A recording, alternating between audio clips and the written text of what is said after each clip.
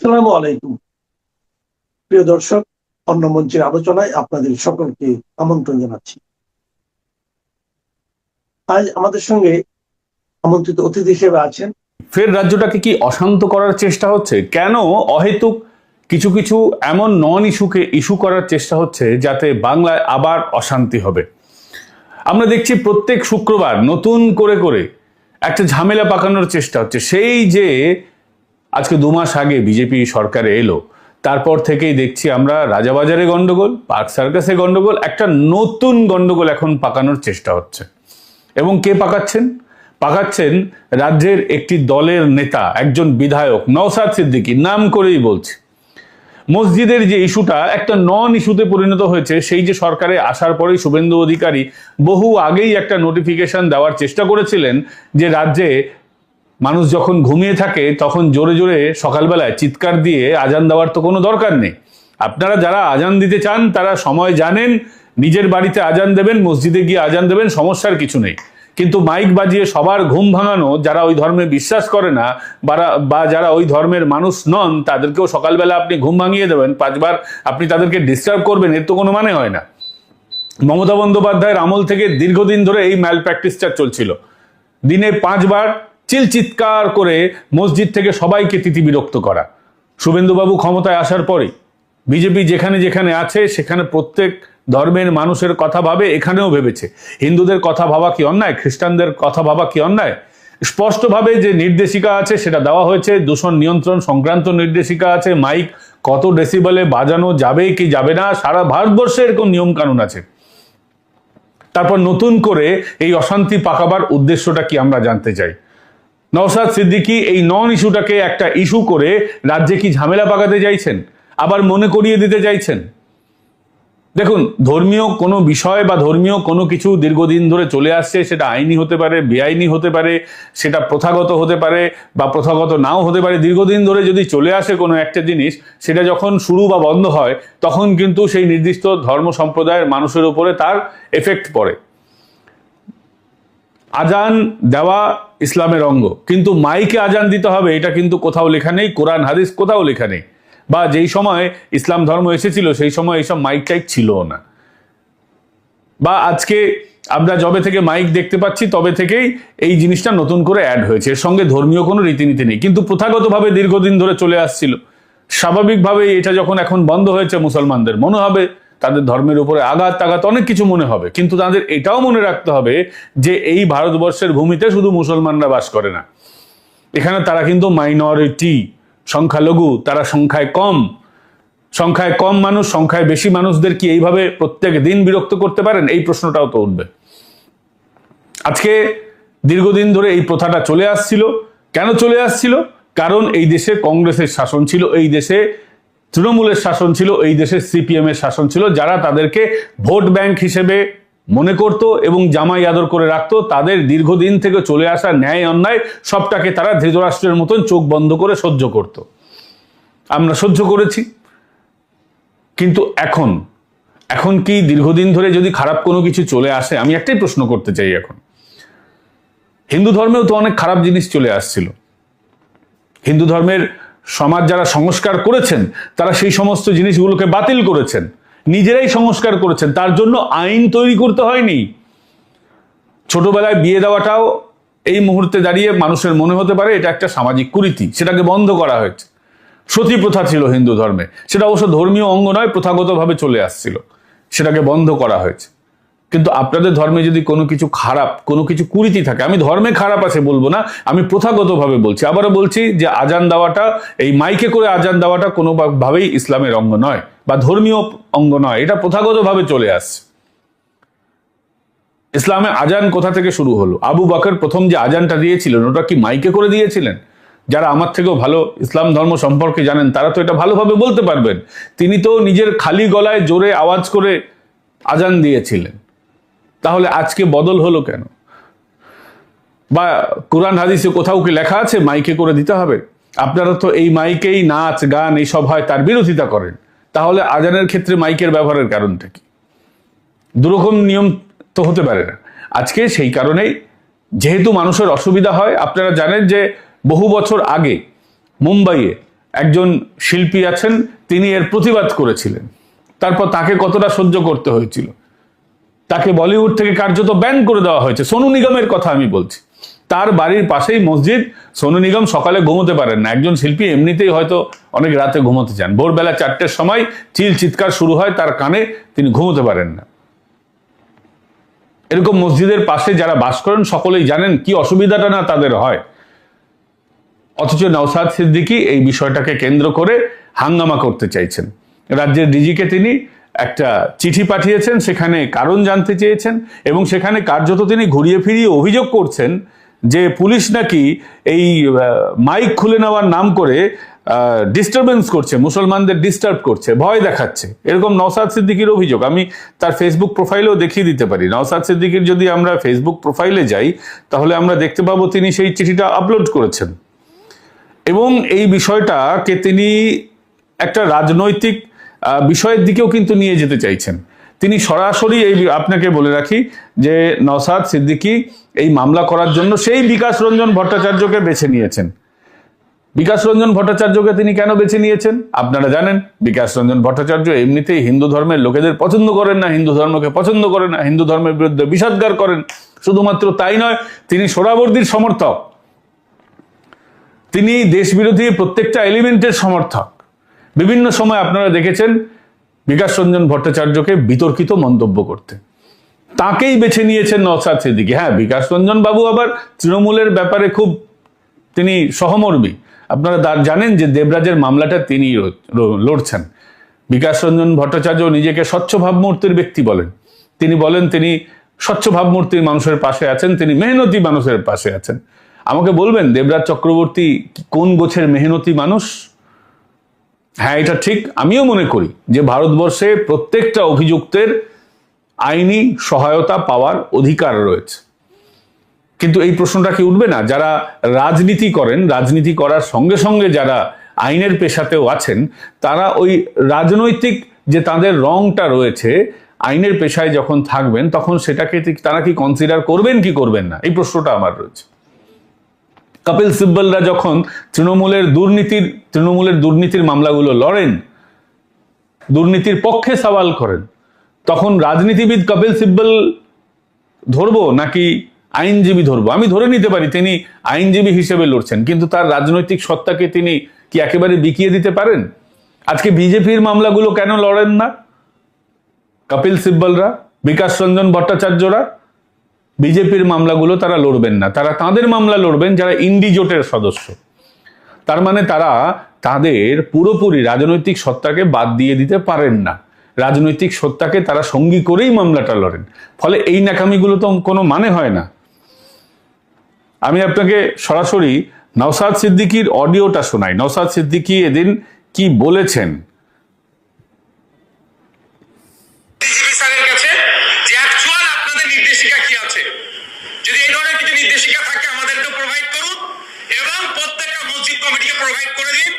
মসজিদ কমিটি হোক বা অন্যান্য ধর্মস্থানে যেগুলো আছে, সে মন্দির হোক, গুরুদুয়ার হোক, গির্জা হোক, যারাই সাউন্ড সিস্টেম ইউজ করে, নিশ্চিতভাবে কোনো যদি নির্দেশিকা থাকে, নির্দেশিকার মধ্যেই থাকবে, নির্দেশিকার বাইরে যাবে না। তা না করে যেভাবে থানা বা প্রশাসনের মাধ্যমে থ্রেট করা হচ্ছে, ডেকে এক প্রকার থ্রেট করছে, এটা কোনোভাবে মেনে নেওয়া যায় না। তা আমি এই যে চাপিয়ে দেওয়ার যে চেষ্টা চলছে, এর বিরুদ্ধে আমি খুবই তাড়াতাড়ি কলকাতা হাইকোর্টে যাচ্ছি। আর একটা আপনাদের মাধ্যমে সাধারণ বিশেষ করে মুসলিম সম্প্রদায়ের মানুষকে বলবো, কারো প্ররোচনায় পা দেবেন না। আইন বিচার ব্যবস্থার প্রতি আমরা ভরসা ছিল, আছে, থাকবে। আমরা আইনি লড়াই করব। আইন যেটা ঘোষণা করেছে, সাইলেন্স জোনের জন্য যেটা আছে, রেসিডেন্সিয়াল জোনের জন্য যেটা আছে, কমার্শিয়াল জোনের জন্য যেটা আছে, ইন্ডাস্ট্রিয়াল জোনের জন্য যেটা আছে, সে তার মোতাবেক আমরা চলবো, তার বাইরে আমরা যাব না। যখন শুভেন্দু আপনার অভিষেক ব্যানার্জি মহাশয় আমেরিকাতে গিয়ে চোখের ট্রিটমেন্ট নিতে গিয়েছিল, অনেকের টিপ্পনি কেটেছিল। আমি কিন্তু আপনারা শুনলেন নওশাদ সিদ্দিকীর কথা। এখানেও কিন্তু মারাত্মক ছল চাতুরি রয়েছে। ধরুন সাইলেন্স জোনে কোনো ধরনের আওয়াজ করা যায় না, এমনকি বাইকের হর্নও আপনি দিতে পারবেন না, বা আপনার 4 চাকা থাকলে সেই হর্ন দিতে পারবেন না। সাইলেন্স জোন কোন জায়গাগুলোকে বলা হয়? মূলত আপনারা জানেন যে হাসপাতাল সাইলেন্স জোনের মধ্যে পড়ে, কিছু কিছু মন্দির টন্দিরও সাইলেন্স জোনের মধ্যে পড়ে। তো গুরুত্বপূর্ণ এই সাইলেন্স জোন, বিশেষ করে হাসপাতাল যেখানে থাকে সেই ধরনের বিষয়গুলো তো রয়েছে, সেখানে আপনি বাজাতে পারবেন না। কলকাতায় বহু সুপার স্পেশালিটি হাসপাতালের পাশে, সরকারি হাসপাতালের পাশে মসজিদ রয়েছে, এবং দায়িত্ব নিয়ে বলছি সেখানে কিন্তু আজান হয়, মাইক বাজে। সেই দায়টা কি নওশাদ সিদ্দিকীরা নিজের ঘাড়ে নেবেন কি নেবেন না? কলকাতায় আরজি কর হাসপাতালের আশেপাশে কি কোথাও কোনো মসজিদ নেই? তারও সেখানে কি বাজে না? দক্ষিণ দমদম হাসপাতাল যেখানে রয়েছে, পৌরসভার হাসপাতাল, তার ঠিক পাশেই নাগের বাজারে কিন্তু মসজিদ রয়েছে। আমি দায়িত্ব নিয়ে বলছি, মসজিদ থেকে এতদিন সেখানে কিন্তু মাইকে করেই আজান দেওয়া হতো। সেখানে কি সাইলেন্স জোনের নিয়ম কানুন মানা হচ্ছে? তিনি যে এত মসজিদগুলোর হয়ে দরদি হয়ে সহমর্মী হয়ে সওয়াল করছেন, তিনি কি মসজিদগুলোর এই দায়গুলো কি নেবেন কি নেবেন না? সরাসরি প্রশ্ন। আমরা জানি এটা একটা রাজনৈতিক ইস্যু বানানোর চেষ্টা হচ্ছে। এটা কোনোভাবেই তিনি মুসলমানের দরদি, মুসলমানের মসিহা কতটা আছেন আমরা জানি না, হতেও পারে, কিন্তু এই মসিহা হওয়ার চেষ্টা কেন, কোন সময়? আসলে নওশাদ সিদ্দিকী স্পষ্টভাবে বুঝতে পেরেছেন যে এই সময়টাতে দাঁড়িয়ে তৃণমূল যখন ভেঙে যাচ্ছে, পশ্চিমবঙ্গে মুসলিমরা এতদিন কাকে সব থেকে বেশি ভোট দিয়েছে? ছোট বাচ্চারাও জানে, 8 থেকে 80 সকলেই জানে যে তৃণমূল কংগ্রেসকে সব থেকে ভোট দিত মুসলমানরা। তৃণমূল কংগ্রেস যে 41 থেকে 45% মাঝামাঝি ভোট পেয়েছে অতীতের সময়গুলিতে, এবার 5% কমে 41-এর কাছাকাছি গিয়ে দাঁড়িয়েছে। 41-এর মধ্যে তো প্রায় 27 থেকে 28% ভোট তো মুসলমানের রয়েছে। তার মানে হিন্দু ভোট 10, 11, 12, 13%-এর বেশি নয়। তাহলে মূল লড়াইটা হচ্ছে এই 27% ভোটের, আপনারা কিন্তু বুঝবেন। এবং পশ্চিমবঙ্গে মুসলমানদের নির্দিষ্ট কোনো রাজনৈতিক দল এতদিন ছিল না। মমতা বন্দ্যোপাধ্যায়ের দল তৃণমূল কংগ্রেসকে তারা ভোট দিতেন, কিন্তু মিমের মতন সরাসরি মুসলিম নামধারী পার্টিকে তারা ভোট এখনো মুসলমানরা ওইভাবে দেননি। কিছু কিছু বিধানসভা কেন্দ্রে অবশ্যই দিয়েছেন, যেমন ডোমকলে সিপিএমকে তারা জিতিয়েছেন, আইএসএফকে জিতিয়েছেন, কিন্তু আইএসএফ সরাসরি মুসলমান নামধারী দল না হলেও আইএসএফ এর যদি আপনি বেশিরভাগ লোকজনকে দেখেন, তারা মুসলিম ব্যক্তি আছেন বা ওই এজেন্ডাই তারা চালান। পীরজাদা নওশাদ সিদ্দিকী, আব্বাস সিদ্দিকীর ছোট ভাই সাহেব, তারা তো ওইভাবেই দলটাকে চালাচ্ছেন, ওইভাবেই দলটাকে প্রমোট করছেন। তারা মুসলমান এরিয়াগুলোতেই নিজের দলটাকে গিয়ে প্রমোট করছেন বেশি বেশি করে। নামে সেকুলার ফ্রন্ট হলেও এটা পুরোপুরি একটা মুসলিম ফ্রন্ট।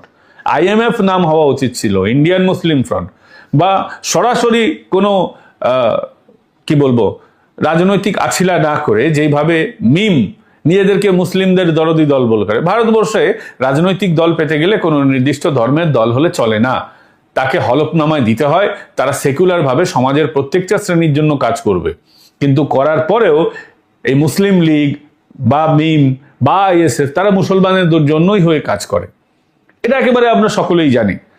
ফলে এই ভেগ নামধারী আইএসএফ কেন এই ভেগ নামটা ধরলো? তারা সরাসরি চেয়েছিল বামফ্রন্টের মধ্যে শরিক হবে, তারা হয়েও উঠছে। তারা বামফ্রন্টের একটা দীর্ঘমেয়াদী শরিক, অনেকদিন ধরে বামফ্রন্টের সঙ্গে তাদের সখ্যতা রয়েছে, স্বাভাবিকভাবেই তারা এই ধরনের নাম দিয়েছে। কিন্তু তারা মুসলমানদের জন্যই হয়ে কাজ করছে এবং ইস্যুগুলোই সেরকম তুলছে। আজকে নওশাদ সিদ্দিকী বলছেন, চার্চের সঙ্গে তুলনা করছেন, গির্জার সঙ্গে তুলনা করছেন, মন্দিরের সাথে তুলনা করছেন।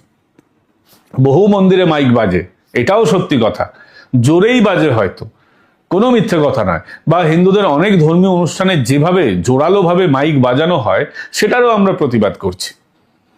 বহু মানুষের কষ্ট হয়, এটা সঠিক, কিন্তু একটা আসল জায়গাটা আপনাদেরকে বুঝতে হবে। হিন্দুদের যে মাইক বাজে সেটা সারা বছর 365 দিন বাজে না, কোনো নির্দিষ্ট ধর্মীয় উৎসবের সময় কয়েকদিন করে বাজে। যেমন ধরুন দুর্গাপুজোর সময় সারা ভারতবর্ষে তো মাইক বাজে না, সব থেকে বেশি কোথায় বাজে? পশ্চিমবঙ্গে বাজে। সারা ভারতবর্ষে দুর্গাপুজো হয়, কিন্তু অতটা উৎসাহের সঙ্গে হয় না। ফলে পশ্চিমবঙ্গে 4 দিন হিন্দুরা দুর্গাপুজোয় মাইক বাজায়, সেখানে সবসময় ভক্তিমূলক গান চলে এমনটাও নয় যে আপনাকে ভক্তিমূলক গানই শুনতে হবে বা হিন্দুদেরই গান শুনতে হবে, তার থেকে অনেক বেশি বলিউড টলিউডের গান চলে। এটাই বাস্তব, ভুল হতে পারে সঠিক হতে পারে, কিন্তু এইভাবেই হয়। বা মন্দিরের কথা যদি বলেন, তাহলে মন্দিরে নির্দিষ্ট কোনো সময় হয়তো বাজতে পারে, কিন্তু মসজিদ থেকে কি হয়, সারা দিনে 24 ঘন্টায় 5 বার করে আপনাকে বিরক্ত করা হয়। সকালবেলা 4টের সময় আমরা সবাই ঘুমোই, যাকে ওরা ফজরের নামাজ বলেন, আজানুল ফজর, সেই ফজরের আজানের সময় তো আমরা হিন্দুরা ঘুমোই, হিন্দুরা কেন, মুসলিমরাও বেশিরভাগ মানুষ ঘুমোয়, সারা পৃথিবীর মানুষ ওটা ঘুমের টাইম। ঘুমের সময় আপনি মোরগের মতন কুকড়ুকু শুরু করলেন, সবার ভালো নাই লাগতে পারে। এরকম 5টা মানে 24 ঘন্টায় 5 বার সারা বছর আপনারা বাজাচ্ছেন। অসুবিধা যদি হয় কারো, তারা বললে অন্যায়। সরকার আজকে এই অসুবিধার কথা বুঝেই তো এই কাজটা করেছে, সেটাকেও একটা পলিটিক্যাল ইস্যু বানানোর চেষ্টা হচ্ছে। ওই শুক্রবারিয়া সমাজকে আবার উস্কে দেওয়ার চেষ্টা হচ্ছে। আজকে নওশাদ সিদ্দিকী কোথায় ছিলেন যখন সাংবাদিকদের পেটানো হলো? এসএফআই ডিওয়াইএফআই এর যে মিছিল ছিল, ককরোচ জনতা পার্টি যেদিন মিছিল ডেকেছিল, সেই ককরোচদের নাম করে এসএফআই ডিওয়াইএফআই মিছিলটা হাইজ্যাক করলো, সেখানে এই শুক্রবারিয়া সমাজ ঢুকে পড়লো, আজকে সাংবাদিকদের পেটালো, তখন নওশাদ সিদ্দিকী কোথায় ছিলেন? আজকে এই প্রেস কনফারেন্স করতেও তো সাংবাদিকদের প্রয়োজন হয়েছে, সাংবাদিকদের ছাড়া তো আপনি রাজনীতি করতে পারবেন না। অথচ সেই সাংবাদিকরা যখন মার খেলো তখন কোথায় ছিলেন নওশাদ সিদ্দিকী? নওশাদ সিদ্দিকীকে কিন্তু দেখতে পাওয়া যায়নি সেই সময়। বা সমাজের যখন বৃহত্তর ইস্যু থাকে তখন নওশাদ সিদ্দিকীদের দেখতে পাওয়া যায় না। আজকে কি ইস্যুর অভাব রয়েছে? আজকে পশ্চিমবঙ্গে রাস্তাঘাটের অবস্থা কি? মমতা বন্দ্যোপাধ্যায় পশ্চিমবঙ্গকে যেভাবে একেবারে নরকের সাম্রাজ্যে পরিণত করে রেখে দিয়ে চলে গেছেন, নওশাদ সিদ্দিকী তার বিরুদ্ধে কথা বলছেন। ফুরফুরা শরীফ থেকে আপনাকে বিধানসভায় আসতে গেলে কি ধরনের আপনাকেও খারাপ রাস্তার উপরে যেতে হয়, আপনি তো সে বিষয়ে কথা বলছেন না। পশ্চিমবঙ্গের সমস্ত রাস্তায় রাত্রিবেলা আলো পাওয়া যায়, আছে কয়েকটা নির্দিষ্ট হাইওয়ে ছাড়া, বাদবাকি স্টেট হাইওয়েতেও, ন্যাশনাল হাইওয়ে ছাড়া স্টেট হাইওয়েতেও সব জায়গায় আলো আছে। কই, আপনি তো এটা নিয়ে কথা বলছেন না। পশ্চিমবঙ্গে যে পরিমাণের বেকারত্ব ছেড়ে রেখে দিয়ে চলে গেছেন মমতা বন্দ্যোপাধ্যায়, নওশাদ সিদ্দিকীকে তো এর বিরুদ্ধে কথা বলতে দেখা যাচ্ছে না। যেগুলো সত্যি মানুষের প্রকৃত ইস্যু, আপনি কেন কথা বলছেন না? আজকে নেতাজি হিন্দু মুসলমান কারো ছিলেন না, নেতাজি সকলের ছিলেন। আজকে একটা উত্তরবঙ্গের পাগলা মহারাজ নগেন পাগলা যেভাবে অপমান করে চলেছে নেতাজি থেকে শুরু করে শিবাজি, আমাদের ভারতবর্ষের আইডিয়াল, এরা আমাদের নায়ক। তার বিরুদ্ধে এই নগেন পাগলা যে উল্টোপাল্টা বিতর্কিত মন্তব্য করছে এবং নির্দিষ্টভাবে করে যাচ্ছে তার সংগঠনকে দিয়ে, তার যে ওই লোকজন আছে পছন্দের, তার যে দলের লোকজন, কি সব সেনা টেনা নাম দিয়েছে, প্রাইভেট আর্মি তৈরি করে রেখেছে নগেন পাগলা এর বিরুদ্ধে, এবং সেই প্রাইভেট আর্মিকে দিয়ে তারা মানুষকে খেপানোর নিয়মিত কাজ করে যাচ্ছেন। গ্রামে ছোট ছোট গ্রাম সভা ডেকে মানুষ খেপানো চলছে। নওশাদ সিদ্দিকী এর বিরুদ্ধে কথা বলছেন না কেন? কেন কথা বলছেন না? আসলে আপনিও প্রত্যেকটা সময় যে রাজনীতি করছেন, ভোট ব্যাংকের কথা ভেবে রাজনীতি করছেন। সমস্ত রাজনৈতিক দল তাই করে, আপনিও সেটা করছেন। আপনিও কোনো আলাদা কিছু নন। ওই তরুণ তুর্কি যুবক মানুষের কথা বলে, মুসলমানদের কথা বলে, অমুকের কথা বলে, তমুকের, কিচ্ছু না। সব ভোট ব্যাংকের কথা মাথায় রেখেই হচ্ছে, আলাদা কিছু আপনি করছেন না মিস্টার নওশাদ সিদ্দিকী। এই বিষয়গুলো বন্ধু আমাদের ভাবতে হবে, মাথায় রাখতে হবে। মুসলিম সমাজকেও বুঝতে হবে যে তাদের নেতারা শুধুমাত্র বোকা বানিয়ে চলেছে। যে কোনো রাজনৈতিক দল, তৃণমূল কংগ্রেস থেকে শুরু করে, সিপিআইএম থেকে শুরু করে, মিম থেকে শুরু করে, এই নওশাদ সিদ্দিকীর আইএসএফ পর্যন্ত। এবার বাকিটা জনগণের উপরে আমি ছেড়ে দিলাম। জনগণ যেটা বুঝবেন, যেটা ভালো মনে করবেন করবেন। আপনাদের এই ভিডিও কেমন লাগলো দর্শক, কমেন্ট করে জানাবেন। ভিডিওটা ভালো লাগলে লাইক, শেয়ার অ্যান্ড সাবস্ক্রাইব করতে ভুলবেন না। আপনাদের সঙ্গে আগামীকাল আবার দেখা হচ্ছে। জয় হিন্দ, বন্দে মাতরম। ভালো থাকবেন। এবং আমাদের এই ভিডিওটা যদি আপনাদের ভালো লাগে তাহলে লাইক, শেয়ার অ্যান্ড সাবস্ক্রাইব করতে ভুলবেন না। আবারও বলছি, এবং তার সঙ্গে সঙ্গে কমেন্ট বাটনের ওখানে একটা হাইপ বাটন থাকে। এই ভিডিও ভালো লাগলে আপনারা হাইপ করে দিলে অ্যালগোরিদমে হেল্প হবে, ভিডিওটা অনেক মানুষের কাছে পৌঁছবে। এমনিতেই নোটিফিকেশন বহু মানুষের কাছে যাচ্ছে না। প্রত্যেক চ্যানেলের সঙ্গে একই অবস্থা ইউটিউব ইন্ডিয়ায় হচ্ছে। তো যাই হোক, সেটা তো টেকনিক্যাল পার্ট, এখানে আপনার আমার কিছু করার নেই। কিন্তু আপনারা আমাদের যদি সহযোগিতা করতে চান তাহলে জয়েন বাটন ক্লিক করে আমাদের সদস্য হতে পারেন। এছাড়াও আপনারা যেটা করতে পারেন সেটা হচ্ছে যে আমাদের সুপার থ্যাঙ্কস পাঠাতে পারেন।